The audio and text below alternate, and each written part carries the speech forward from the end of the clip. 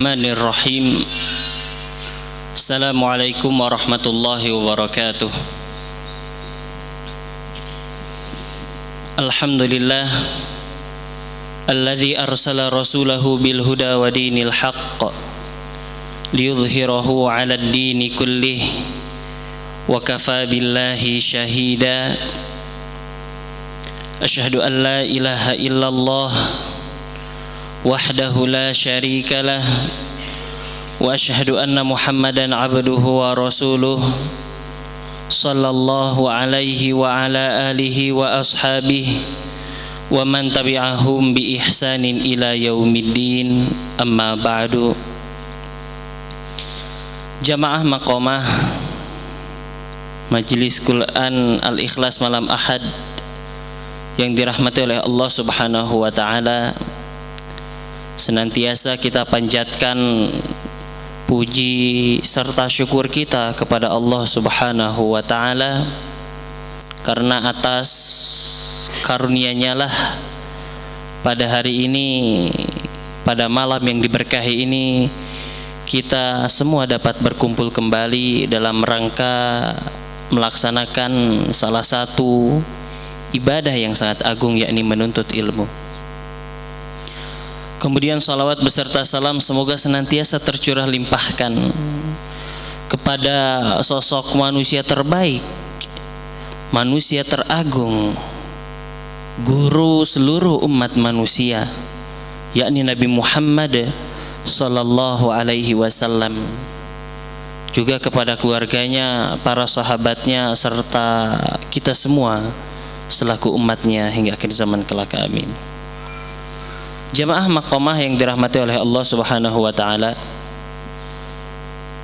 pada pekan yang telah lalu kita sudah sampai pada pembahasan tentang kriteria orang yang kita jadikan sebagai guru.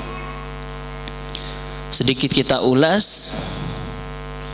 Pada pekan yang lalu sudah dibahas bahwasannya ketika kita hendak belajar, maka kita harus memilih seseorang yang seharusnya menjadi guru kita. Tentu yang boleh dijadikan sebagai guru adalah siapa yang dia itu memiliki kesempurnaan dalam bidang tersebut. Misalkan ketika kita hendak belajar ilmu Al-Quran, cari orang yang memang betul-betul ahli, orang yang memang sudah memiliki legalitas secara syariat untuk menyampaikan ilmu Al-Quran. Ketika kita hendak belajar ilmu hadis, begitu pula. Cari orang yang memang betul-betul sudah sempurna keahlian.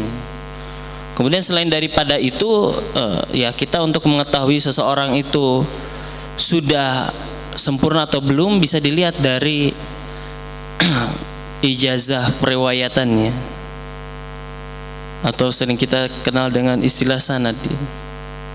Ini yang ideal, ya.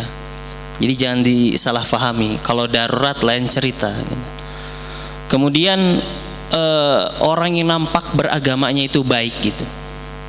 Jadi nggak mungkin kita belajar dari orang yang nggak sholat berjamaah di masjid misalkan. Untuk urusan sholat aja masih keliru misalkan. Masa kita mau belajar sama orang demikian gitu? Nggak mungkin. Jadi kan ada syariat-syariat dalam agama ini yang memang sudah disepakati ya oleh kaum muslimin. Kayak sholat 5 waktu kan semua sepakat gitu, itu kewajiban. Puasa gitu, masa kita mau mengambil ilmu agama dari orang yang nggak puasa Ramadan, gimana ceritanya gitu. Kemudian orang yang memang sudah dikenal gitu, jadi guru kita itu betul-betul kita mengetahui profilnya dengan baik. Jadi data dirinya kita mengetahui dengan baik, siapa dia, belajar di mana, siapa bapaknya, siapa guru-gurunya, itu harus diketahui. Jadi belajar itu bukan kita asal aja lihat seseorang cek batur, kata orang ini ahli gitu. Enggak bisa kayak begitu kalau belajar. Kemudian orang yang menjaga kebersihan dirinya gitu. Jadi memang orang ini nampak bersih gitu, menerapkan adab-adab seorang ahli ilmu. Karena apa? Disebutkan bahwasanya hadzal ilmu dinun fanzuru amman ta'khuduna dinakum. Ilmu ini agama, maka lihatlah dari siapa kalian mengambil agama kalian. Karena apa? Begitu ketat sekali ketika kita memilih guru. Karena ketika kita sudah menjadi murid, ya, orang yang kita jadikan sebagai guru, maka ada konsekuensi yang harus diterapkan oleh seorang murid yang sudah kita bahas. Maka sekarang pun akan kita lanjutkan pembahasan kita pada hari ini. Di sini disebutkan, Imam An-Nawawi berkata, wa alaihi an yanzura ila muallimih bi'ainil ihtiram wa ya'taqida kamala ahliyatihi wa rujhanihi ala tabaqatihi fa innahu aqrabu ila intifa'ihi bih. Wa kana ba'dul mutaqaddimin idza dhahaba ila muallimihi tasaddaqa bi syai'in wa qala Allahumma astur 'aiba muallimi anni wa la tudhhib barakata ilmihi minni. Dan hendaknya ya menjadi kewajiban seorang penuntut ilmu adalah memandang gurunya dengan penuh penghormatan.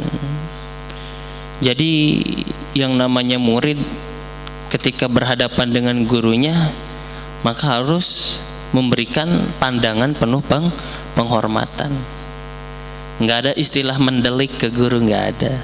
Melihat dengan sinis ke guru, nggak ada.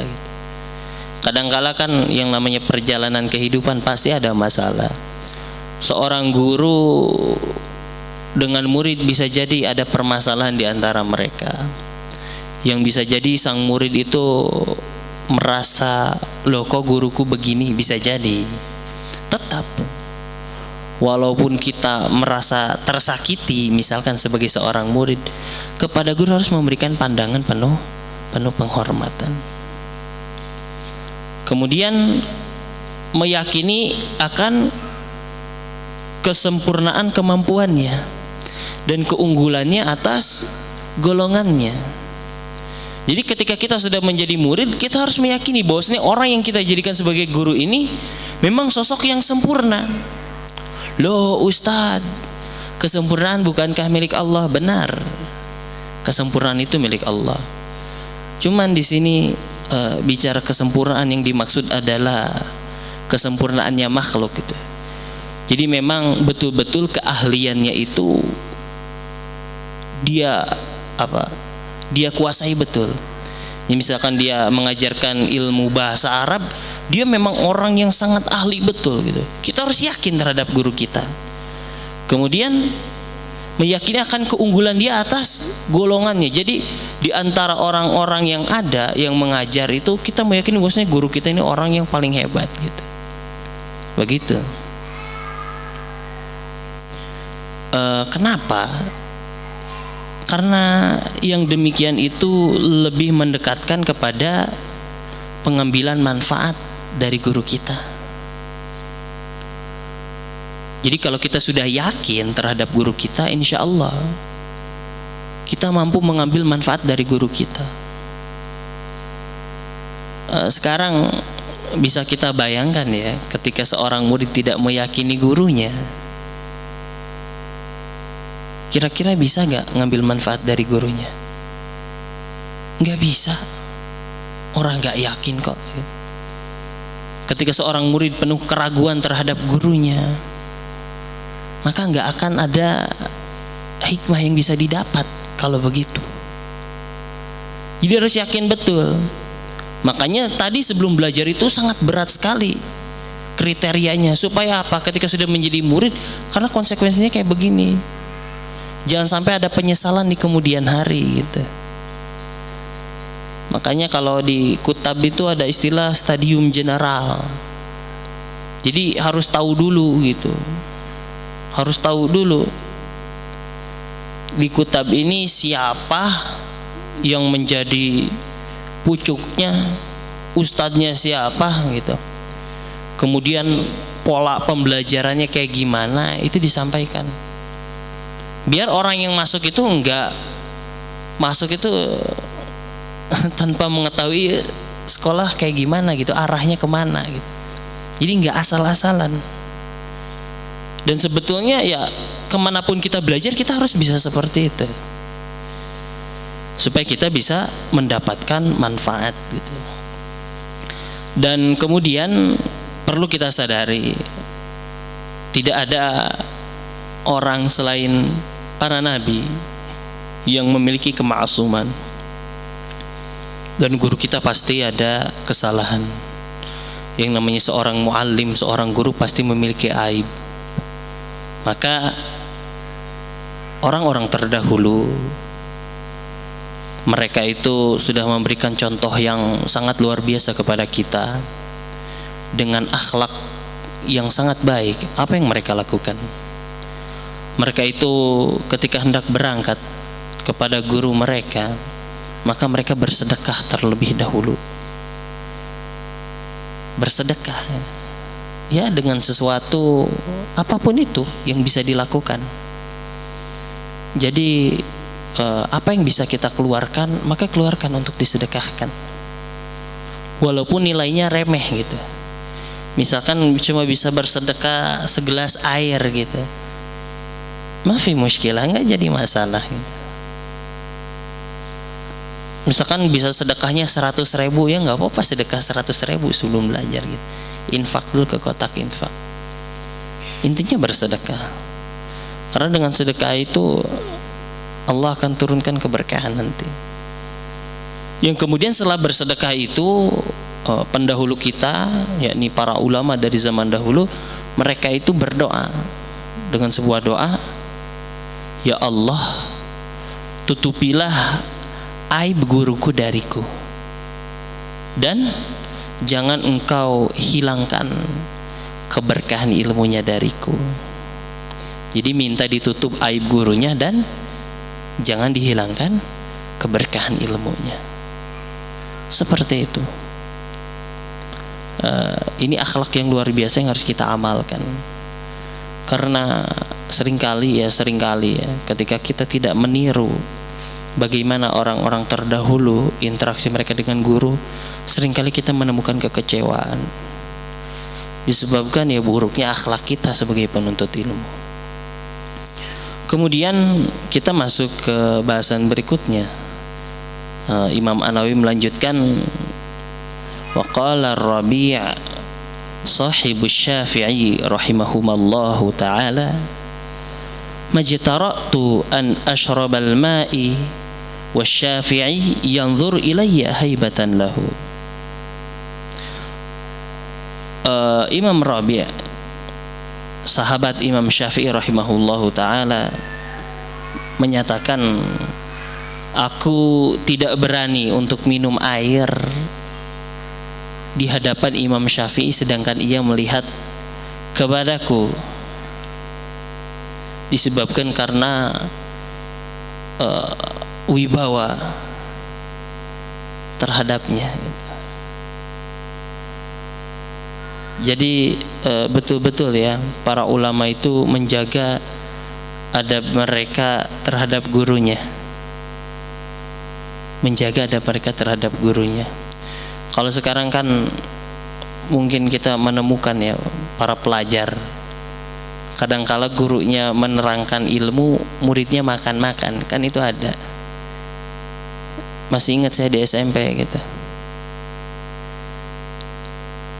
kalau mau belajar itu murid itu sediakan amunisi, jajan kiripik, kalau enggak permen. Gurunya capek nerangkan di depan, murid nama gak gayem we gitu. Baik gak seperti itu? Enggak baik gitu. Makanya wajar ketika lulus sekolah, lulus SMP itu seolah-olah ilmunya hilang semua. Sekolah 3 tahun nggak ada gitu, mana bekasnya gitu. Karena apa? Wong sama gurunya aja nggak beradab kok gitu. Ada kisah menarik ya, ini di luar kisah yang disampaikan di At-Tibyan. Imam Syafi'i ketika di majelisnya Imam Malik rahimahullahu taala, beliau itu ketika sedang belajar kan sudah menjadi apa namanya, kemakluman lah, dimaklumi lah kalau yang namanya belajar pasti ada membuka buku, membuka catatan, membuka kitab.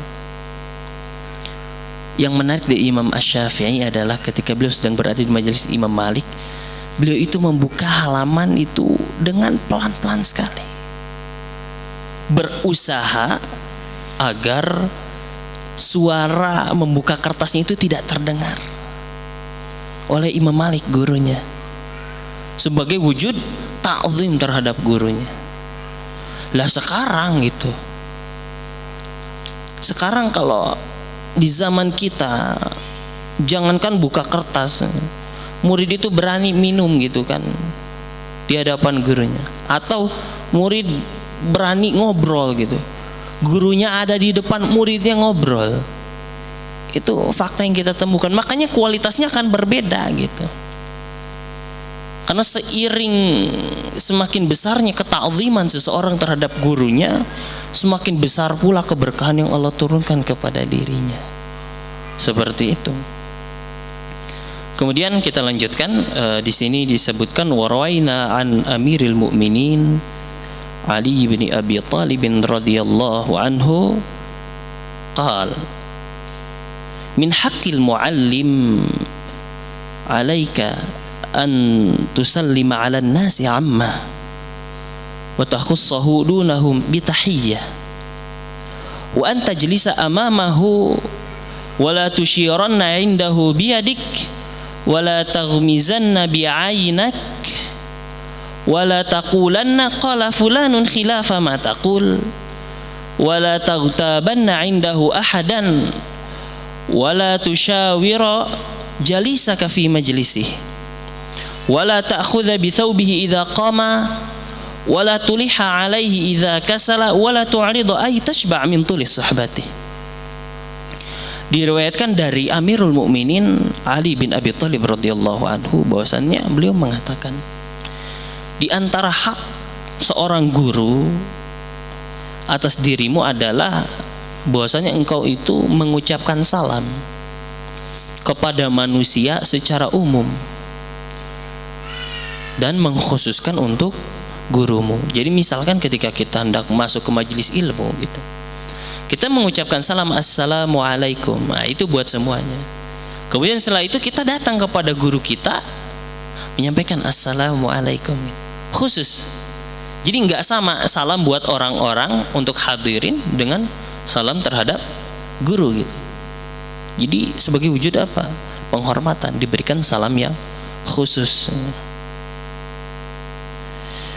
Kemudian yang berikutnya adalah hendaknya penuntut ilmu itu, seorang murid itu duduk di hadapan gurunya. Jadi memang duduk di depannya gitu. Intinya di daerah yang terlihat gitu. Jangan murid diam di belakang gurunya gitu. Jadi memang di tempat-tempat yang terlihat oleh gurunya gitu. Kemudian jangan berisyarat dengan tangan kepadanya. Misalkan ketika di sisi guru gitu, ada kawan kita yang ngantuk gitu, kita mau ngasih tahu guru kita, ngasih kode. Jangan, itu bukan adab yang baik. Atau udah kesel nih, guru nyampein materi lama banget gitu, ngasih kode saat jam sabaraha ayeuna gitu. Enggak, jangan seperti itu. Kemudian jangan pula mengedipkan mata gitu, ngasih kode pakai mata gitu. Dikode gurunya pakai mata gitu. Atau kemudian apa berikutnya? Jangan mengatakan, jadi kalau di depan guru gak boleh kemudian keluar kalimat-kalimat begini. Yang pertama, Ustaz, seseorang berkata beda sama yang kau katakan gitu. Nah, kalimat itu gak boleh keluar. Misalkan gurunya sedang menyampaikan ya suatu permasalahan fikih, misalkan orang yang haid misal ya nggak boleh membaca Al-Quran sampai kemudian dia suci. Kalau membacanya itu termasuk kemaksiatan, misalkan. Itu madhab kami gitu. Tapi di madhab lain berkata lain gitu, dari pendapat di atas. Maka kemudian nggak boleh gitu ketika kita sedang di majelis guru kita bilang ngacung, Ustaz, loh di mazhab lain boleh Ustaz, gitu. Nah maka itu termasuk adab yang tidak baik gitu. Jangan sampai kemudian keluar kalimat-kalimat seperti itu di hadapan guru kita gitu. Jadi kalau ada sesuatu yang berbeda yang kita dapati dari guru kita, kita udah diam aja gitu. Diam aja, dengarkan gitu. Gak usah mendebat, gak usah cang-cing ceng-ceng gitu, udah lah. Perhatikan dengan baik. Kemudian jangan pula berikutnya, jangan pula kita menggibah seseorang di hadapan guru kita. Ustaz, kenapa gitu?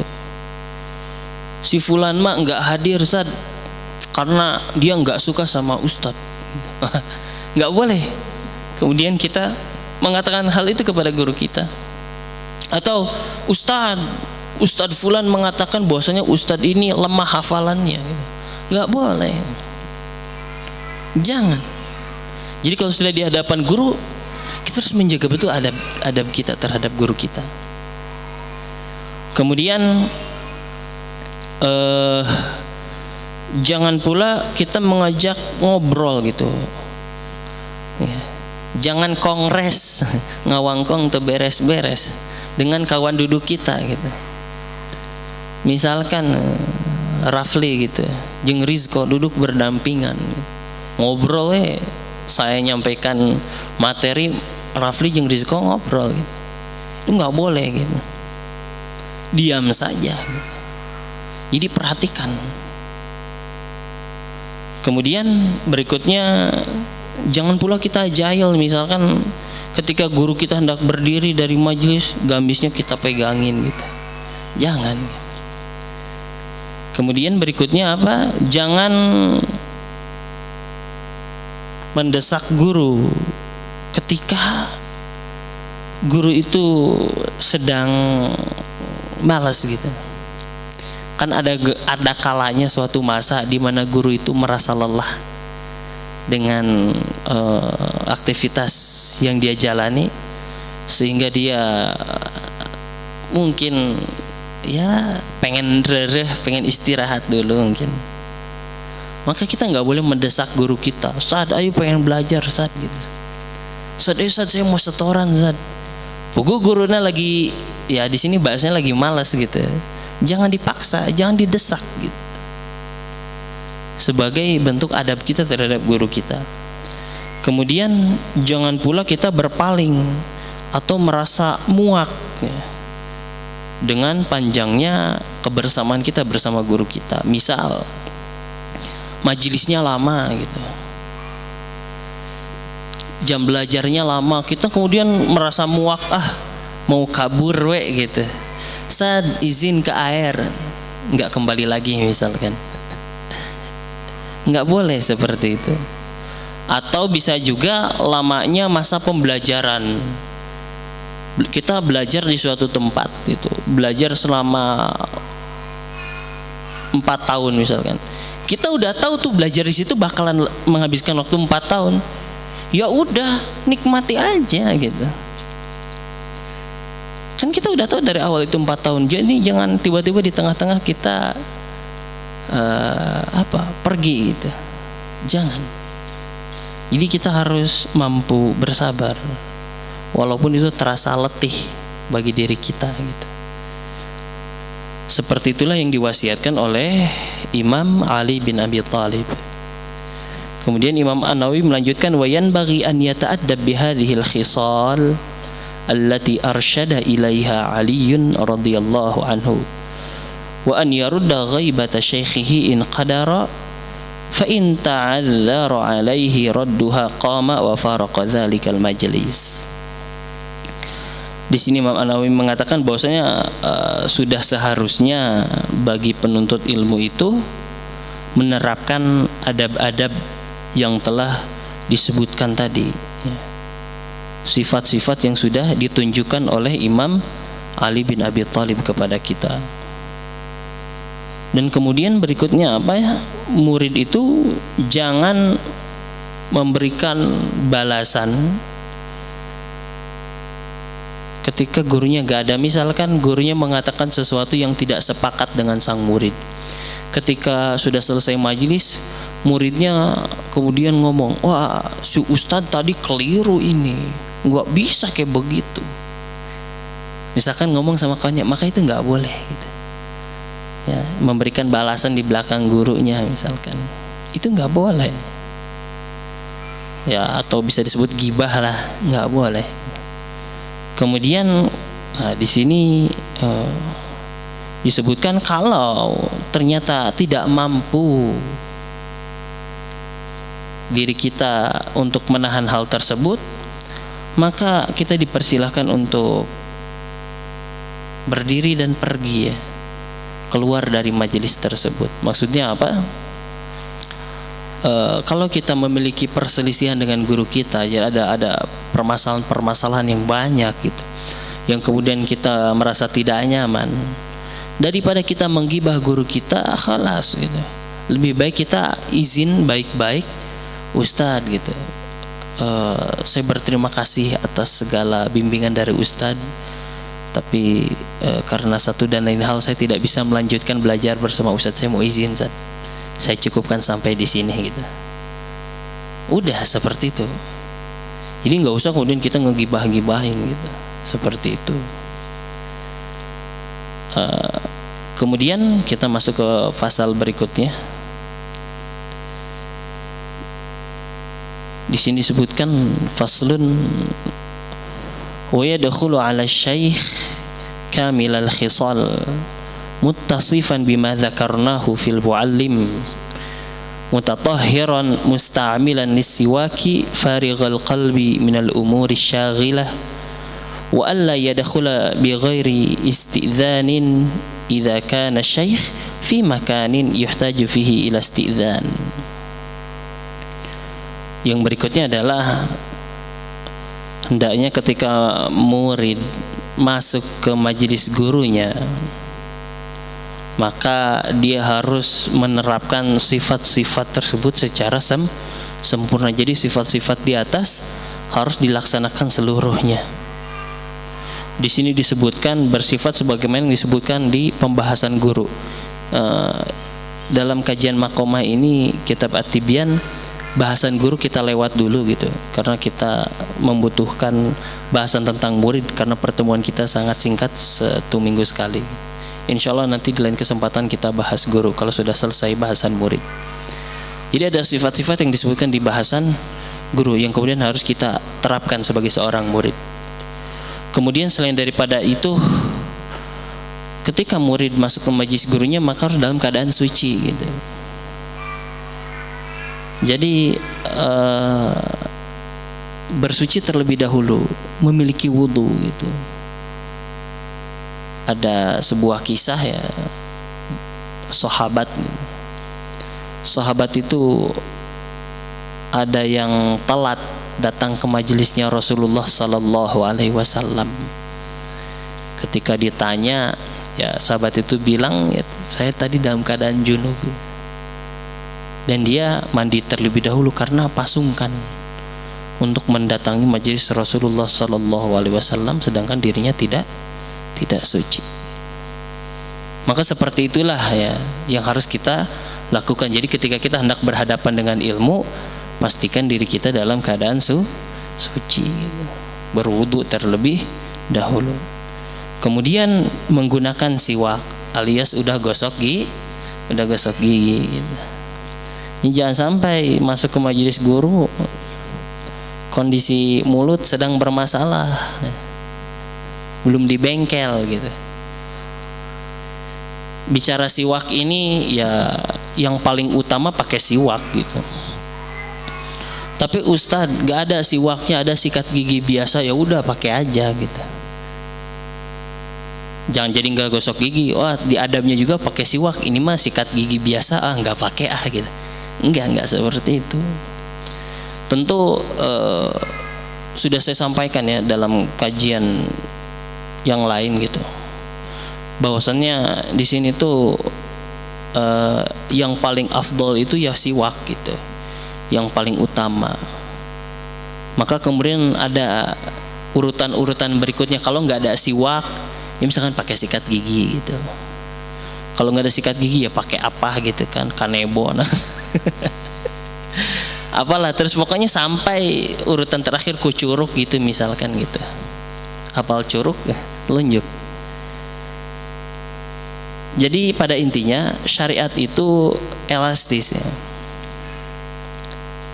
Jadi di sana itu menyebutkan yang paling utama, bukan berarti ketika pakai sikat gigi itu nggak boleh, bukan berarti seperti itu. Yang paling utama memang pakai siwak, tapi kalau pakai sikat gigi ya bagus, tapi tidak seafdol yang menggunakan siwak seperti itu. Jadi jangan sampai ketika kita tidak bisa melaksanakan sesuatu yang utama lantas kita meninggalkan hal tersebut. Misal sholat malam lah, yang afdol itu kapan? Tidur dulu, tengah malam bangun kurang atau lebih, kemudian bangun untuk sholat. Gara-gara kita nggak terbiasa akhirnya bablas gitu. Apakah kita pasrah gitu, akhirnya kita nggak sholat? Enggak gitu. Tapi apa? Ada siasat berikutnya. Kalau kita nggak bisa melaksanakan sholat tahajud jam segitu, ya minimal udah menjelang subuh atau gitu. Oh Ustadz sama, tetap menjelang subuh kita masih bablas gitu, bangunnya pas adzan gitu. Oh ya udah, kalau memang seperti itu ya sebelum tidur atuh gitu. Memang enggak jadi tahajud, ini qiyamul lail biasa aja, tapi enggak masalah daripada tidak melaksanakan sama sekali gitu. Jadi jangan sampai gara-gara kita enggak bisa melaksanakan sesuatu yang utama lantas kita tinggalkan amalan itu. Enggak seperti itu. Gara-gara enggak punya siwak datang ke majelis guru baru beres makan gitu, coba ngadang jengkol deh, aduh gitu, gagal. Seperti itu. Kemudian hati kita itu harus dalam keadaan lapang ya dari perkara-perkara yang menyibukkan kita. Misalkan Fayad ya, Fayad punya urusan bisnis gitu, lagi wah aya problem lah bisnisnya gitu. Maka kalau ada masalah itu jangan dibawa ke majelis ilmu gitu. Datang ke majelis ilmu masih mikiran, aduh tongkol can laku-laku deh. Misalkan punya toko ikan Pak gitu, aduh cumi-cumi belum laku gitu. Di majelis ilmu teh ustadznya nyampaikan materi, Fayad muter otak nanti teri, tongkol, cumi, etem, wah segala disebut. Enggak seperti itu. Jadi kalau udah kita mau masuk majelis ilmu, hati kita disiapkan betul. Oke, semua masalah nyingkir dulu, mau belajar nih gitu. Seperti itu. Jadi ketika datang ke majelis itu hati kita betul-betul terbuka gitu, betul-betul siap untuk menerima ilmu gitu. Misalkan Tengku gitu kan lagi bermasalah cintanya, gak usah dibawa ke majelis ilmu, aduh galau, lamaran baru saja tertolak gitu. Udah, itu mah nanti saja menangisnya gitu setelah bermajelis. Pas di majelis ya siap untuk menerima ilmu gitu. Seperti itu. Jadi kalau perkara-perkara yang bikin ganggu ilmu singkirin dulu gitu. Fokus terhadap ilmu. Karena apa? Ya ilmu itu merupakan sesuatu yang sangat tinggi gitu. Allah memuliakan ilmu gitu. Sangat mulia sekali gitu. Sehingga nggak mungkin perkara-perkara remeh yang derajatnya lebih rendah daripada ilmu kemudian membuat kita terganggu dengannya, nggak boleh gitu. Kemudian berikutnya jangan kita masuk ke suatu tempat, yakni maksudnya majelis sang guru, tanpa izin sang guru apabila tempat tersebut membutuhkan izin. Misalkan ya, tempat-tempat yang membutuhkan izin itu halakoh gitu. Halakoh Quran, biasa kan kalau ngaji sore ada halakoh. Nggak boleh kemudian kita tiba-tiba, oh aku semangat untuk menuntut ilmu, ada majlis aku mau masuk gitu. Nggak bisa gitu. Tapi harus izin dulu, Ustaz gitu, boleh saya bergabung untuk belajar gitu. Kalau sekarang mah misalkan sekolah lah, ada pendaftaran terlebih dahulu gitu. Misalkan ya Fayad di SMP 1 gitu, Jamal di SMP 2 gitu.